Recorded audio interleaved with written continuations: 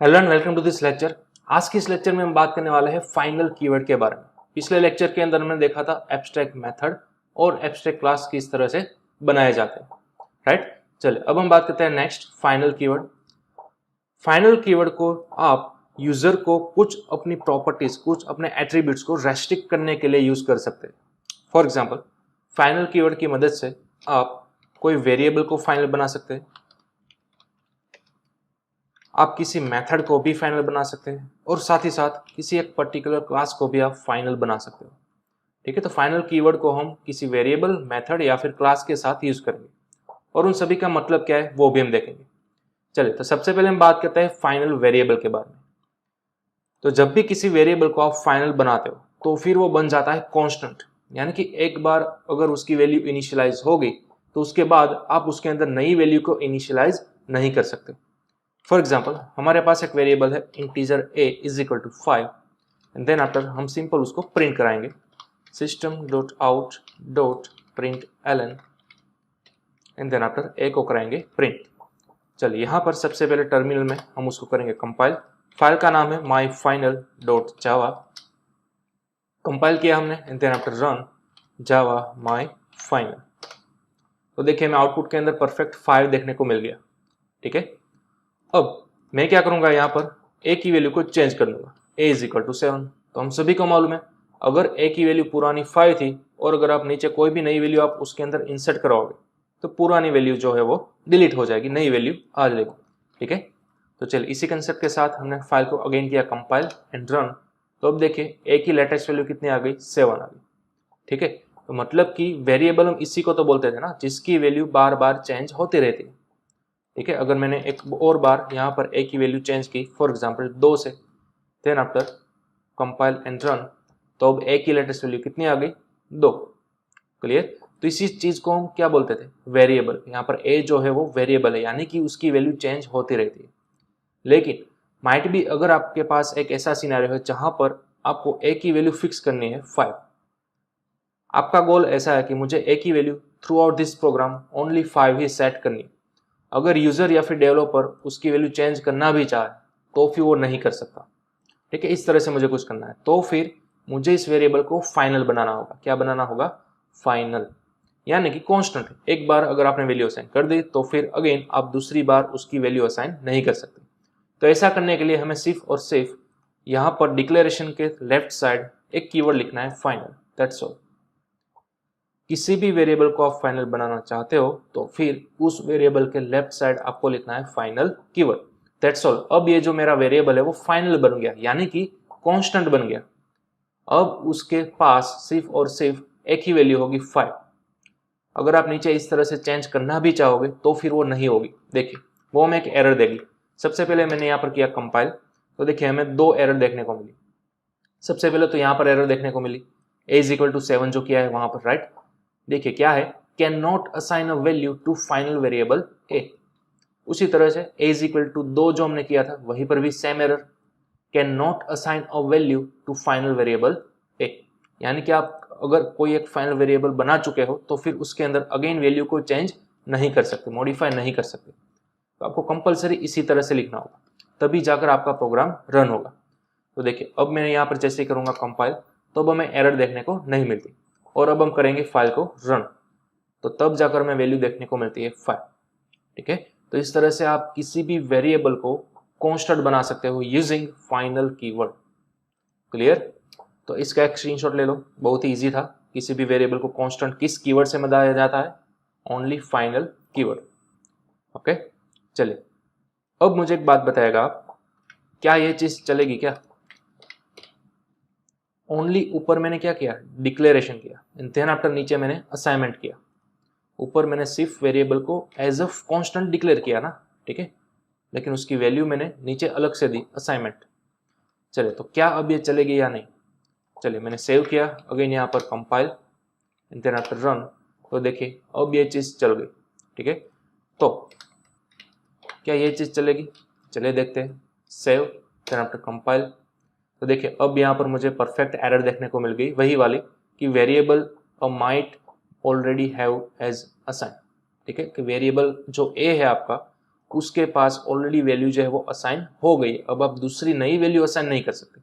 थोड़ी सी प्रीवियस के मुकाबले एरर आपको थोड़ी डिफरेंट देखने को मिली। ठीक है, वेरिएबल जो आपका ए है उसके पास ऑलरेडी जो ए की वैल्यू है वो असाइन हो चुकी है। अब आप दूसरी बार उसके अंदर वैल्यू असाइन नहीं कर सकते। क्लियर? तो इस तरह से आप किसी भी वेरिएबल की वैल्यू या तो डिक्लेयर करते वक्त ही या फिर इस तरह से डिक्लेरेशन के बाद इनिशियलाइज कर सकते हो। ठीक है, आपकी चॉइस है, आपको जैसे भी करना चाहते हो कर सकते हो। क्लियर? फिर किसका भी स्क्रीनशॉट ले लो, इस तरह से भी आपका वैल्यू आ जाएगा। ठीक है, तो यह था हमारा फाइनल कीवर्ड का use with variable. Final keyword को अगर आप वेरिएबल के साथ यूज करोगे तो फिर वो वेरिएबल क्या बन जाएगा? कांस्टेंट। ठीक है, ये आपको चीज ध्यान में रखनी है। चलिए, अब फाइनल कीवर्ड को आप मेथड के साथ भी यूज कर सकते हो। किस तरह से? सपोज मैं एक नया क्लास बनाता हूँ और उस क्लास के अंदर मैं एक नई मेथड क्रिएट करूंगा, for example EMP for employ, and then after यहां पर मैं एक नई मेथड क्रिएट करूंगा, for example disp system.out.println employ data. ठीक है, कोई भी डमी चीज मैंने यहाँ पर लिख दी। तो अब ये जो डिस्प मेथड है वो आप बड़ी आसानी से यहाँ से कॉल कर सकते हो, राइट? एम का सबसे पहले हमें क्या बनाना होगा? एक ऑब्जेक्ट कुछ इस तरह से, एंड देन आफ्टर E1 की मदद से हम कॉल करते थे डिस्प को। चलिए, अब मैंने इसको सेव किया, यहाँ पर compile and then after run, तो हमें परफेक्ट मिल गया एम्प्लॉय डेटा। क्लियर? लेकिन अब इस वाली मेथड को हम बनाते हैं फाइनल, तो देखिए क्या होता है, मुझे कोई एरर देखने को नहीं मिलेगी, सेम ही हमारा आउटपुट आएगा एम्प्लॉय डेटा। तो फिर आखिरकार फाइनल कीवर्ड लिखने का यहाँ पर हमें क्या बेनिफिट मिलता है? तो यहाँ पर अगर हम इस एम्प्लॉय क्लास का एक चाइल्ड क्लास बनाते हैं तो क्या होता है वो देखिए। सपोज मैंने एम्प्लॉय क्लास जो है उसका एक चाइल्ड क्लास बनाया, for example a extends employ. ठीक है, थोड़ी देर के लिए मैं यहाँ से फाइनल निकाल देता हूँ। तो अब देखिए, एम्प्लॉय क्लास की सभी प्रॉपर्टीज इनडायरेक्टली कहाँ पर आ गई? क्लास ए के अंदर आ गई ना यहाँ पर, क्योंकि हमने इनहेरिटेंस किया है, यही तो रूल था। ऊपर के यानी कि पेरेंट वाले क्लास की सभी प्रॉपर्टीज चाइल्ड क्लास के अंदर आ जाएगी। तो रूल के मुताबिक हमें चाइल्ड क्लास का ही ऑब्जेक्ट बनाना चाहिए, राइट? कुछ इस तरह से, क्योंकि अब ये जो डिस्प वाली मेथड है वो इनडायरेक्टली कहाँ पर मौजूद है? क्लास ए के अंदर। तो हमने E1 की मदद से डिस्प को कॉल भी कर लिया। चलिए देखते हैं, सेव करते हैं, compile and then after run, तो देखिए परफेक्टली आ गया एम्प्लॉय डेटा। लेकिन अब देखिए, जैसे ही मैंने यहाँ पर फाइनल कीवर्ड मेंशन किया तो अब ये मेथड क्या यहाँ पर इनहेरिट होगी? क्या ये E1 जो है वो डिस्प को कॉल कर सकेगा? चलिए देखते हैं। यहाँ पर हमने किया compile and then after run, तो यस, ये अब भी इनहेरिट हो रही है। फाइनल मेथड जो है वो इनहेरिट भी हो सकती है। ठीक है, तो यहाँ पर हमें कोई दिक्कत नहीं देखने को मिली। लेकिन अब देखिए क्या होता है, जब हम ओवरराइड करने की कोशिश करते हैं। ओवरराइडिंग यानी कि क्या? पेरेंट क्लास के अंदर जो मेथड अवेलेबल है वो सेम मेथड अगर आप यहाँ पर बनाते हो, फॉर एग्जांपल void डिस्प, और यहाँ पर हमने कुछ अलग ही लिखा system.out.println, और यहाँ पर हमने कुछ अलग लिखा, फॉर एग्जांपल चाइल्ड डेटा। ठीक है, तो अब मेथड ओवरराइडिंग यानी कि क्या? जो मेरी मेथड पेरेंट क्लास के अंदर थी वही नाम की सेम मेथड मैंने चाइल्ड क्लास के अंदर भी बना दी। देखिए, नेम भी सेम होना चाहिए और साथ ही साथ पैरामीटर्स भी सेम होने चाहिए। यहाँ पर हमने कोई पैरामीटर्स पास किए नहीं, तो हमने यहाँ पर भी नहीं करना है। ठीक है, तो सेम स्ट्रक्चर वाली, सेम नेम वाली जो मेथड आप अगेन चाइल्ड क्लास के अंदर भी बनाते हो, तो उसी सिनारियो को बोला जाता है मेथड ओवरराइडिंग। तो यहाँ पर हमने मेथड ओवरराइडिंग करके रखी है, देखिए। ठीक है, ऊपर पेरेंट क्लास के अंदर भी सेम मेथड है सेम नाम वाली, चाइल्ड क्लास के अंदर भी वही सेम मेथड है सेम नेम वाली, लेकिन उसकी बॉडी डिफरेंट है। गौर कीजिएगा, उसकी बॉडी डिफरेंट है। चलिए, अब अगर मैं इस वाली मेथड को कमेंट आउट कर देता तो फिर क्या होता? अब तक ऊपर वाली मेथड वो सेम यहाँ पर इनहेरिट होती ना, राइट? और वही हमने यहाँ पर आउटपुट के अंदर बताया। लेकिन अगर मैंने यहाँ पर वही सेम वाली मेथड दोबारा बनाई तो फिर ऊपर वाली जो मेथड आपकी नीचे आ रही थी, ठीक है, वो अब नहीं आएगी, बल्कि ये वाली मेथड रन होगी। ऊपर जो डिस्प वाली मेथड सेम थी वही सेम मैंने यहाँ पर चाइल्ड क्लास के अंदर बनाई, लेकिन उसकी बॉडी चेंज हो गई। पहले बॉडी ये आती थी एम्प्लॉय डेटा, लेकिन अब बॉडी आएगी चाइल्ड डेटा। देखिए, सेव किया हमने, यहाँ पर आकर compile and then after run, तो अब देखिए क्या आ गया, चाइल्ड डेटा। ठीक है, तो इसी सिनेरियो को बोल रहा जाता है मेथड ओवरराइडिंग। ऊपर जो मेथड थी ना वो सेम नीचे बना दी उन्होंने, तो ऊपर वाली जो बॉडी थी वो अब ओवरराइड हो जाएगी, वो रिप्लेस हो जाएगी हमारी नई बनाई हुई बॉडी से। दैट्स ऑल, उसी को बोला जाता है मेथड ओवरराइडिंग। बट हम यहाँ पर यूज कर रहे हैं फाइनल कीवर्ड का, कि अगर पेरेंट क्लास के अंदर जो मेथड मौजूद है उसको मैं फाइनल बना दूं तो फिर क्या ये मेथड इस तरह से नीचे ओवरराइड हो सकती है का।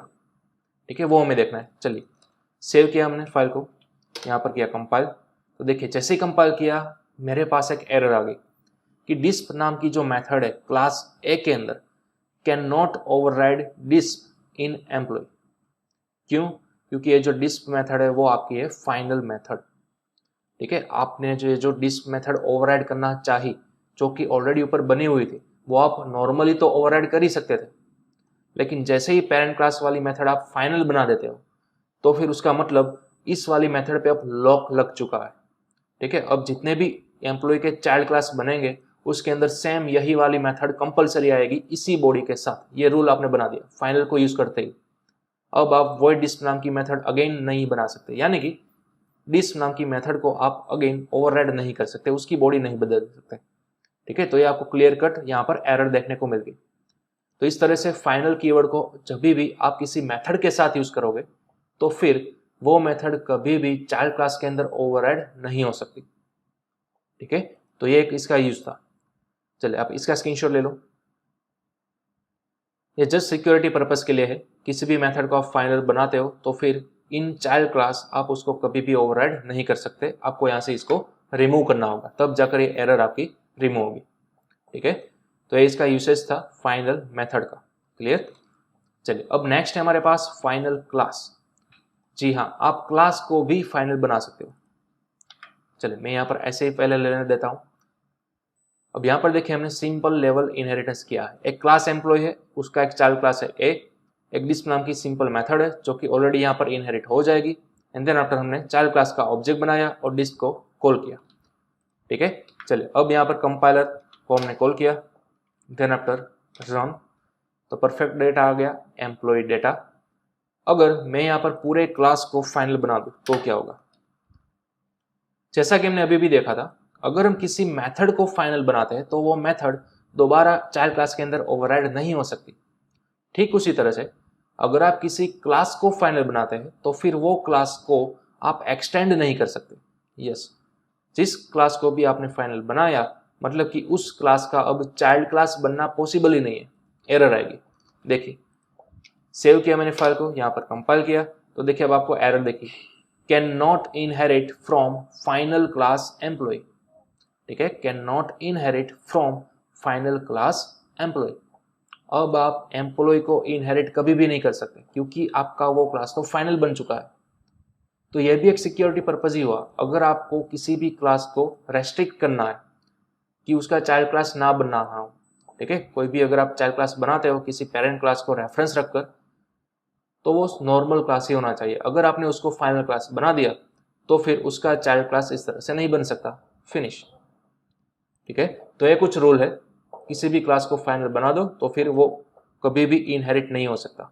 ठीक है, उसका कभी भी कोई चाइल्ड क्लास बन ही नहीं सकता, ये रूल है, सिंपल। चलिए अब इसका भी आप स्क्रीनशॉट ले लो।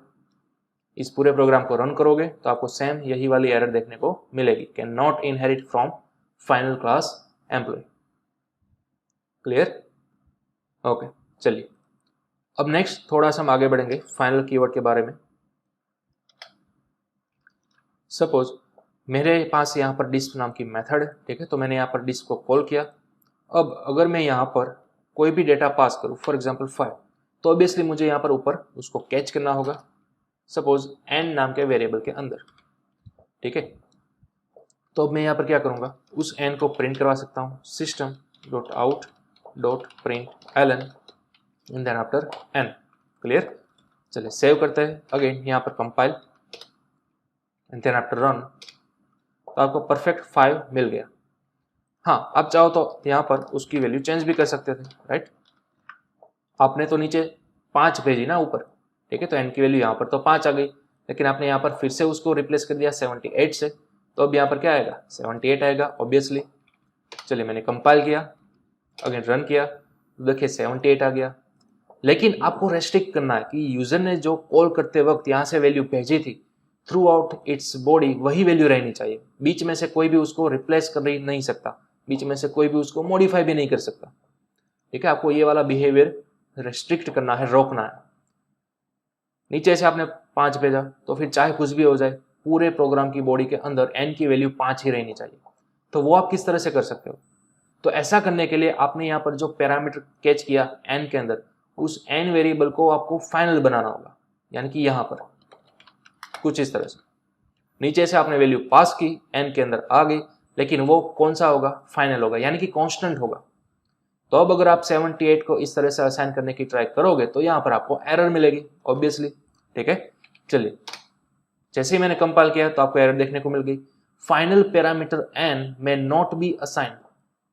ठीक है, फाइनल पैरामीटर जो हमने n अभी अभी बनाया उसके अंदर आप नई वैल्यू कभी भी असाइन नहीं कर सकते, ऑलरेडी उसके अंदर 5 तो असाइन होकर ही रखी है, राइट। तो अब आपको इस लाइन को कमेंट करना होगा। तो अब देखिए जैसे मैंने किया कंपाइल तो अब हमें एरर देखने को नहीं मिली, और जैसे ही फाइल को किया रन तो अब मेरी वैल्यू परफेक्ट आ चुकी है 5। ठीक है, तो फाइनल कीवर्ड की एक और यूसेज आप इस तरह से भी इंप्लीमेंट कर सकते हो कि आपका जो पैरामीटर था उस पैरामीटर को भी आप फाइनल बना सकते हो। नीचे से जो वैल्यू आएगी सेम वही थ्रू आउट इस बॉडी इंप्लीमेंट होकर रहेगी, बीच में से आप इस तरह से उसकी वैल्यू चेंज नहीं कर सकते। क्लियर? तो एक और यूसेज हमने ये भी देखा फाइनल पैरामीटर वाला। चलिए इसका भी आप स्क्रीनशॉट ले लो। तो अब हम नेक्स्ट देखते हैं फाइनल को आखिरकार आप किस और पर्पस के लिए भी यूज कर सकते हैं। देखिए सपोज इस एम्प्लॉय के अंदर मैं कुछ प्रॉपर्टीज, कुछ एट्रीब्यूट्स ऐड करना चाहता हूँ। फॉर एग्जांपल किसी एम्प्लॉय का मेरे पास नेम हो सकता है, राइट, देन आफ्टर उसकी एज हो सकती है, एंड देन आफ्टर उसका पैन कार्ड नंबर भी हो सकता है। फॉर एग्जांपल इंटीजर पान कार्ड नंबर। ठीक है, तो ये जो पैन कार्ड नंबर है वो मैं फाइनल बनाना चाहता हूँ, तो आप कुछ इस तरह से लिख सकते हो ना, फाइनल, राइट। तो अब विथआउट मेकिंग एनी गेटर और सेटर आप डायरेक्टली इसको यूज करना चाहते हो, तो नेम और एज तो हमने यूज कर ही लिया था ऑलरेडी जब हमने ऑब्जेक्ट और क्लास के बारे में पढ़ा था तब डायरेक्टली, राइट। तो क्या किसी फाइनल वेरिएबल को भी आप डायरेक्टली ऑब्जेक्ट के थ्रू एक्सेस कर सकते हो क्या? चलिए देखते हैं। सबसे पहले तो हमने क्या बनाया, एम्प्लॉय क्लास का एक object E1, then after E1 की मदद से सबसे पहले हमने एक्सेस किया नेम, और कोई नेम हमने रखना चाहा, for example Sandeep, then after E1 की मदद से हमने एक्सेस किया उसका एज, और उसका एज हमने रखा 28, देन आफ्टर E1 की मदद से हमने एक्सेस किया उसका पान कार्ड नंबर, और हमने कुछ पान कार्ड नंबर रखना चाहा, कोई भी डमी। ठीक है, देन आफ्टर हमने इन सभी को प्रिंट करवाना चाहा, system dot out dot println E1 dot name, then after E1 dot H, और इसी तरह से मैं एक और नए सिस्टम डॉट आउट के अंदर लिख देता हूँ E1 डॉट पान कार्ड नंबर। तो चलिए अब मैंने इसको सेव किया, देखते हैं क्या ये रन होता है, क्या एक्सेस कर पाता है। चलिए कंपाइल करते हैं। तो हमें यहाँ पर 2 एरर देखने को मिल गई। देखिए सबसे पहले तो यहाँ पर फाइनल इंट पान कार्ड नंबर पे कि ये जो आपने वेरिएबल बनाया है not initialised in the default constructor, ध्यान दीजिएगा कोई अलग ही टाइप की हमें एरर देखने को मिली। हमने जो वेरिएबल बनाया है फाइनल वो आपका इनिशियलाइज्ड नहीं हुआ है, कहाँ पर? डिफॉल्ट कंस्ट्रक्टर के अंदर। साथ ही साथ दूसरी एरर क्या है वो भी देख लेते हैं, can not assign a value to final variable PAN card number. PAN card number के अंदर आप वैल्यू असाइन ही नहीं कर सकते क्योंकि वो फाइनल थी। लेकिन हमने अभी अभी प्रीवियसली देखा ना कि अगर फर्स्ट टाइम कोई भी वैल्यू असाइन हुई ही नहीं है तो एक बार तो एटलीस्ट हम कर ही सकते हैं, लेकिन यहाँ पर आपको मना कर दिया। देखिए क्लास और ऑब्जेक्ट के सिनेरियो के अंदर आपको मना कर दिया। ठीक है, कि आपने एक प्रॉपर्टी बनाई है किसी क्लास के अंदर, उस ऑब्जेक्ट के थ्रू उसको एक्सेस करोगे और उसकी वैल्यू अगर आप असाइन करने की ट्राई करोगे तो फिर वो पॉसिबल नहीं है। यहाँ पर आपको एरर देखने को मिल गई। साथ ही साथ हमें एक दूसरी एरर देखने को मिली जहां पर हमें एक हिंट मिली कि पान कार्ड नंबर वाला जो वेरिएबल है वो डिफॉल्ट कंस्ट्रक्टर के अंदर इनिशियलाइज नहीं हुआ है। ध्यान दीजिएगा डिफॉल्ट कंस्ट्रक्टर की बात यहां पर हुई है। तो मतलब कि जब भी आप किसी क्लास के अंदर फाइनल प्रॉपर्टी बनाते हो तो उस प्रॉपर्टी को आपको कंपलसरी डिफॉल्ट कंस्ट्रक्टर के अंदर ही क्या करना होगा, उसको इनिशियलाइज करना होगा। तो चलिए सबसे पहले हम यहाँ पर क्या करेंगे, एक डिफॉल्ट कंस्ट्रक्टर को बनाएंगे इस तरह से, एंड देन आफ्टर इस कंस्ट्रक्टर के अंदर हमें इस वेरिएबल की वैल्यू असाइन करनी होगी। फॉर एग्जाम्पल यहाँ पर हम लिख देते हैं ये वाला हमारा जो नंबर है वो पान कार्ड नंबर, कुछ इस तरह से, एंड देन आप यहाँ से रिमूव कर सकते हो। चलिए अब हमने सेव किया। अब ये तो हम सभी को मालूम है ना कि ये जो डिफॉल्ट कंस्ट्रक्टर है वो कब कॉल होगा, जब आप किसी ऑब्जेक्ट को क्रिएट करोगे तब। तो जैसे ही मैंने E1 को बनाया ये ऑटोमेटिक कॉल हो गया, यानी कि पान कार्ड नंबर जो है वो मेरा असाइन हो गया। देन आफ्टर हमने मैन्युअली नेम और एज को भी असाइन कर दिया, एंड देन आफ्टर तीनों प्रॉपर्टी को क्या कर दिया, कॉल कर दिया, प्रिंट करवा दिया। चलिए सेव किया हमने, again compile and then after run. तो देखिए तीनों प्रॉपर्टी सक्सेसफुली मेरी एक्सेस हो गई, प्रिंट हो गई। क्लियर। तो ये एक और सिनेरियो हमने देखा, ध्यान दीजिएगा, जब भी आप क्लास के अंदर किसी प्रॉपर्टी को फाइनल बनाते हो तो वो प्रॉपर्टी आप डायरेक्टली यहाँ पर इक्वल टू की मदद से असाइन नहीं कर सकते। ठीक है, उसको असाइन करने के लिए कंपलसरी आपको चाहिए होगा एक कंस्ट्रक्टर। क्लियर। यहाँ पर आपको दिखाई देता होगा डिफॉल्ट कंस्ट्रक्टर वाली एरर, तो इसलिए हमने बनाया डिफॉल्ट कंस्ट्रक्टर। तो इसका एक रूल है, जब भी फाइनल प्रॉपर्टी होगी उसको कंपलसरी असाइन करना होगा with using constructor, that's all. लेकिन ये तो हमने डिफॉल्ट कंस्ट्रक्टर के साथ किया, क्या मैं पैरामीटराइज्ड कंस्ट्रक्टर के साथ उसको कॉल कर सकता था क्या? चलिए देखते हैं। जैसे ही हमने ऑब्जेक्ट बनाया हमने दोनों की वैल्यू यहाँ पर पास कर दी, नेम की भी और एज की भी। तो हमें इस तरह इन दोनों की प्रॉपर्टी अब देने की जरूरत नहीं है। लेकिन ये दोनों हमने जो यहाँ नीचे से सेंड की वो हमें यहाँ पर ऊपर कैच भी तो करनी होगी, राइट। सपोज पहली थी स्ट्रिंग वाली जिसको मैंने सेव किया एन के अंदर, दूसरी थी इंटीजर वाली जिसको मैंने सेव किया ए के अंदर। लेकिन हमें तो किसके अंदर सेव करवानी थी, नेम और एच के अंदर, राइट। तो मैंने यहाँ पर लिख दिया this dot name is equal to N, उसी तरह से this dot H is equal to A. Clear. चलिए तो अब मैंने सेव किया, क्या ये पैरामीटराइज्ड कंस्ट्रक्टर वाली मेथड चलेगी? चलिए देखते हैं, compile and then after run. तो यस, पैरामीटराइज्ड वाली मेथड भी हमारी चल गई। ठीक है, चलिए यहाँ पर मैं एज को रिमूव करता हूँ, कोई नई एज डालता हूँ, for example 24। Again compile and then run. तो देखिए सक्सेसफुली हमारा आउटपुट आ रहा है, परफेक्ट। ठीक है, तो डजंट मैटर डिफॉल्ट कंस्ट्रक्टर या फिर इस तरह से नेम्ड कंस्ट्रक्टर, बट एक कंस्ट्रक्टर के अंदर ही किसी फाइनल प्रॉपर्टी को आप असाइन कर सकते हो। ठीक है, ये आपको ध्यान में रखना है। चलिए ये भी देख लेते हैं कि यहाँ पर दिस कीवर्ड को आप मेंशन कर सकते हो। चलिए मैंने सेव किया यहाँ पर सबसे पहले इसको, अगेन यहाँ पर compile and then after run. तो यस, दिस कीवर्ड के साथ भी आप फाइनल कीवर्ड को सक्सेसफुली रन कर सकते हो, एक्सेस कर सकते हो। क्लियर। तो इस तरह से आपको कुछ सॉल्व आउट करना होगा जब भी आप फाइनल प्रॉपर्टी किसी क्लास के अंदर बनाते हो, तब वाया यूजिंग डिफॉल्ट कंस्ट्रक्टर या फिर via using parameterized constructor. Clear. चलिए इसका भी आप स्क्रीनशॉट ले लो।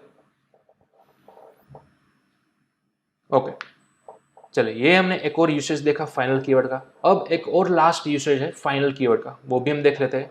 सपोज इस क्लास के अंदर एक और वेरिएबल है, फॉर एग्जाम्पल कंपनी नेम। तो कंपनी नेम सभी वेरिएबल्स या फिर सभी एम्प्लॉयज के लिए क्या होगा, सेम ही होगा ना। किसी एक कंपनी के लिए हम एम्प्लॉय का डेटा ले रहे हैं तो सभी की कंपनी नेम क्या होगी, सेम ही होगी। यानी कि हमें स्टैटिक कीवर्ड का यूज करना चाहिए। ये जो वेरिएबल है वो रैम के अंदर एक ही बार बनाना चाहिए। तो इसकी वजह से हमने यहाँ पर क्या लिख दिया, स्टैटिक लिख दिया। क्या लिख दिया, स्टैटिक। तो हम सभी को मालूम है जैसे हमने स्टैटिक बनाया हमें इसकी वैल्यू यहाँ पर भी पास करनी होगी। ठीक है, अगर आप यहाँ पर पास नहीं करना चाहते तो यहाँ पर नीचे सबसे पहले पास कर दो। बट क्या होगा अगर मैं स्टैटिक वेरिएबल को भी फाइनल बना दूं, तो स्टैटिक एंड देन आफ्टर यहाँ पर मैं लिख सकता हूँ फाइनल। तो अब क्या होगा, तो अब आप इसकी वैल्यू कहाँ पर पास करोगे और किस तरह से। सपोज मैंने सबसे पहले इसको यहाँ पर प्रिंट करवाना चाहा, ठीक है, E1 की मदद से कंपनी नेम को। तो कंपनी नेम सबसे पहले मैं इस तरह से असाइन करने की ट्राई करूंगा, फॉर एग्जाम्पल XYZ कंपनी का नेम। ठीक है, चलिए मैंने सेव किया, अगेन यहाँ पर फाइल को किया compile and then after run. तो देखिए कंपनी मेरी जो है वो इस तरह से एक्सेस हो गई XYZ, यानी कि यस आप इस तरह से भी उसको पास कर सकते हो। लेकिन क्या आप इसकी वैल्यू चेंज कर सकते हो क्या आप इसकी वैल्यू चेंज कर सकते हो? देखिए कंस्ट्रक्टर के अंदर मैं इसको चेंज करने की ट्राई करूंगा, for example company name is equal to PQR। तो क्या अब ये चेंज होगी? चलिए देखते हैं। मैंने यहाँ पर किया कंपाइल, तो देखिए जैसे ही कंपाइल किया मेरे पास एक एरर आ गई। Can not assign a value to final variable company name. ठीक है, फाइनल वेरिएबल के अंदर ऑलरेडी एक जो यहाँ पर नेम है वो अवेलेबल ही है, तो आप उसको चेंज नहीं कर सकते। ठीक है, ओके। तो क्या इस तरह से अब आप कर सकते हो, स्टैटिक फाइनल वेरिएबल की वैल्यू मैंने यहाँ पर नहीं रखी बट पैरामीटराइज्ड कंस्ट्रक्टर के अंदर रखी है, तो क्या पी क्यू आर यहाँ पर असाइन हो जाएगी एक ही बार में, राइट। चलिए देखते हैं।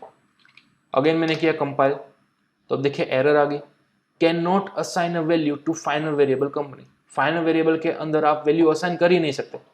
हमने एक तरीका तो देखा ना, यहाँ पर से आप असाइन कर सकते हो, लेकिन अगर यहाँ पर भी असाइन नहीं है तो फिर और कौन सी वैलिड पोजीशन है जहां से आप कंपनी नेम को इनिशियलाइज कर सकते हो।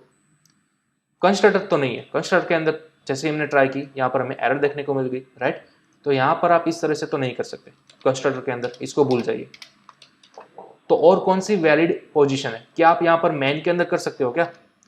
चलिए मैं यहाँ पर अब एक्सेस करने की ट्राई करूंगा। स्टैटिक है तो आप डायरेक्टली इस तरह से एक्सेस कर ही सकते हो, राइट। emp.company name, और अब मैंने ट्राई की pqr को असाइन करने की। चलिए यहाँ पर हम ट्राई करके देख लेते हैं। कंपाइल किया तो देखिए यहाँ पर भी आपको एरर देखने को मिली, can not assign a value to final variable company name. आप यहाँ पर भी फाइनल वेरिएबल की वैल्यू पुटअप नहीं कर सकते। तो अब और कौन सी वैलिड पोजीशन बची है, इसका आंसर है स्टैटिक ब्लॉक। आपको कंपलसरी स्टैटिक ब्लॉक के अंदर फाइनल वेरिएबल की वैल्यू असाइन करनी होगी कुछ इस तरह से। क्यों, क्योंकि ये जो फाइनल वेरिएबल है वो स्टैटिक है। ठीक है, तो स्टैटिक फाइनल वेरिएबल की value only and only static block के अंदर ही इनिशियलाइज हो सकती है। और हमने पहले भी पढ़ लिया था जब हमने स्टैटिक के बात की थी तब, ठीक है, कि जब भी स्टैटिक ब्लॉक आपके क्लास के अंदर होगा तो सबसे पहले आपका स्टैटिक ब्लॉक रन होगा एंड देन आफ्टर आपका कंस्ट्रक्टर कॉल होगा, राइट। तो चलिए सेव किया मैंने, कंपाइल किया एंड देन आफ्टर हमने किया रन। तो अब देखिए सक्सेसफुली pqr जो है वो असाइन हो गया। ठीक है, तो ये बहुत ही बड़ा IMP क्वेश्चन है, इंटरव्यू के अंदर आपको कई बार पूछा जाएगा ये।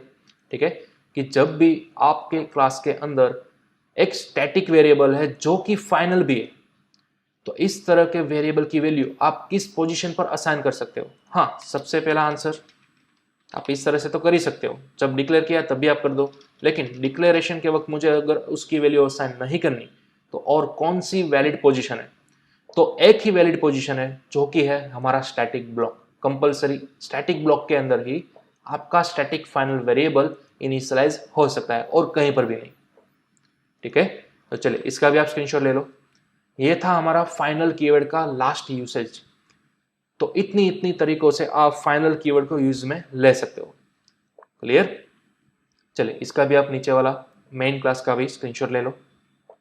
ठीक है, चलिए तो आज के सेशन के अंदर हम सिर्फ इतना ही रखते हैं। फाइनल कीवर्ड को हमने आज के सेशन के अंदर फुल्ली डिटेल के अंदर देख लिया।